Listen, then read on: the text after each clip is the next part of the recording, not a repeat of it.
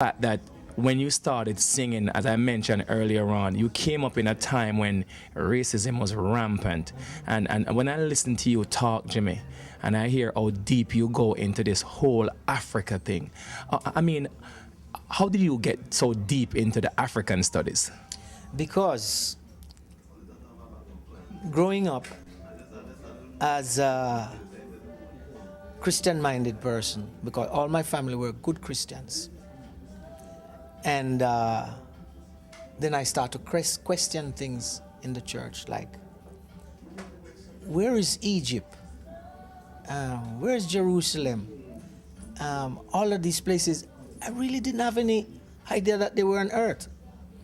Plus, who are these characters? Adam, David, Solomon, Abraham,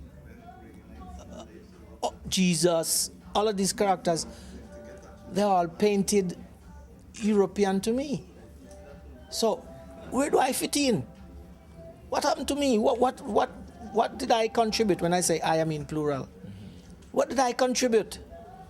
It's like I didn't contribute anything to civilization, so I could not be contented with that. So I started to dig, and I found out that the most ancient and most advanced civilization on this planet was ancient Egypt, and those are my ancestors.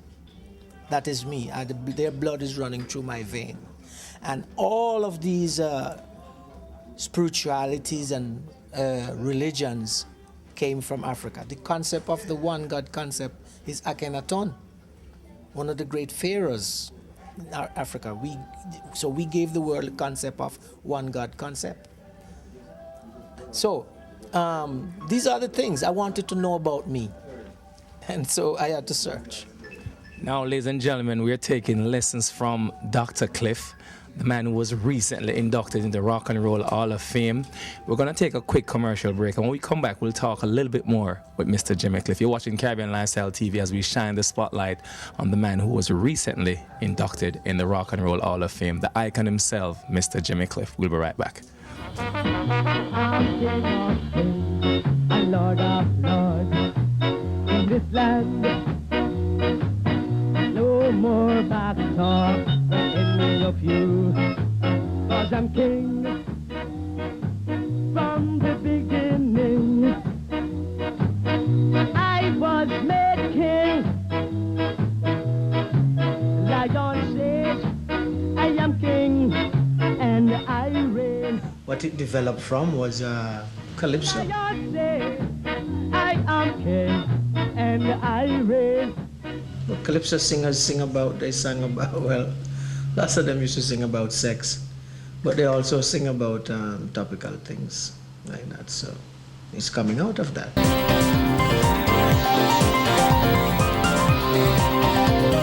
Thank you all very much for staying with us. You're watching Caribbean Lifestyle TV. We have the pleasure today of having the one and only, the legendary, the icon himself, Mr. Jimmy Cliff. Jimmy, welcome back to Caribbean Lifestyle TV. Before we took the break, Jimmy, we spoke about the whole oneness, the whole Africanism, and how deep you are in terms of your studies of Africa. Now, let's talk about the music, Jimmy. The music then, the music now. When you started out in the music business, what was it like? Because I am sure that it had to be a struggle back then. How was it, Jimmy? Yeah, it was a big struggle. There were many barriers to break down. We were not respected in the Jamaican society with the music that we were playing. So you had to play some American type music, jazz or R&B, and then you kind of get some respect. And there were many artists or musicians or singers that was known as Jamaica's John Coltrane, Jamaica's Elvis Presley, Jamaica's that or that. I never want to be known as Jamaica's anybody. I want to be known as myself, Jimmy Cliff. Yeah. Yes. So I wasn't the only one like that. There were a lot of the musicians that were creating the music. So these barriers were there to be broken down. And the only way we broke them down was with that spirit when we went into the studio. We didn't think of saying we're going to create a music called reggae. You know, we just going in and with that kind of spirit, it came out. And so these barriers were to be broken. The barriers of class, race, social structures, economic structures, because, you know, within the arts and the musician wasn't looked upon with respect. He didn't even get good pay and all those kind of things. So these were the struggles that we had to go through, you know. I remember at one time I said, you know, I'm going to give up my singing career because, you know, things not going the way I wanted it to go. So I kind of dropped out for a while, but then I work on the tourist circuit, singing folk songs. That's folk songs like that are all different kind of, that is a popular one, but I know all of the indigenous ones that people don't remember, those ones. The ones that Miss Lou made popular, I know them too growing up as a child. So I stayed down there for like a year. And on that circuit, you know, actually made good money. And I was doing cultural dancing. I was with a dance troupe. So I did limbo. You know, I did all the cultural dances and I sang all the folk songs and that. And after a while, it became too monotonous.